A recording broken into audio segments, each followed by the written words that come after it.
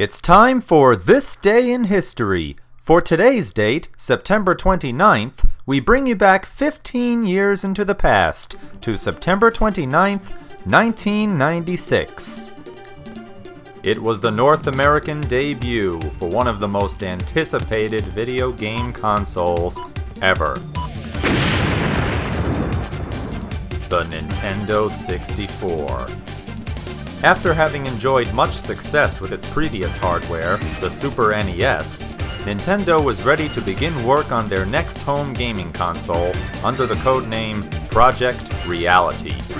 The developers promised that this new creation, then dubbed the Nintendo Ultra 64, was going to change the system of video games forever.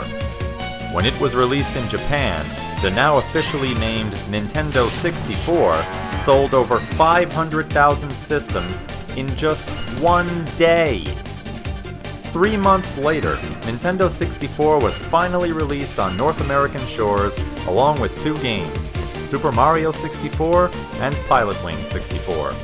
By Christmas time, other smash hit games such as Mortal Kombat Trilogy, Wave Race 64, Killer Instinct 2, dubbed Killer Instinct Gold, Wayne Gretzky's 3D Hockey, Cruisin' USA, and Star Wars Shadows of the Empire joined the ranks of what would go on to be one of the top-selling items of 1996, along with Holiday Barbie, Tickle Me Elmo, Buzz Lightyear, and Turbo Man. But things were just starting to get hot for the Big N. From its launch date to the dawn of the new millennium, the Nintendo 64 would revolutionize the way video games were played. With 64-bit processing, hence the name Nintendo 64, 360-degree camera controls, three-dimensional gaming environments, greatly improved graphics and sound, a unique controller design with an analog stick and buttons labeled A through Z, and new peripheral devices to enhance the gaming experience. As far as its library, N64 was home to some of the most successful and influential games of all time, spanning a variety of genres. Adventure games like Super Mario 64 and Zelda Ocarina of Time, aerial combat games like Star Wars Rogue Squadron and Star Fox 64, wrestling games like WCW Revenge and WWE No Mercy, and first-person shooter games like Turok and the unforgettable GoldenEye 007 have all been bestowed the honor of being added to the Player's Choice lineup of Nintendo classics. Well, what do you say, guys? You into a little multiplayer action? But perhaps the most noteworthy of the console's accomplishments was how it would set the standard for the multiplayer experience from then on.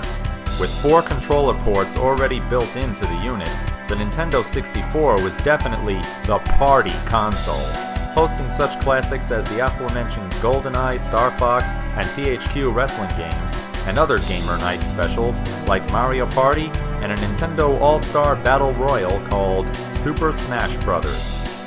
Nintendo had once again left a lasting impression on the gaming industry.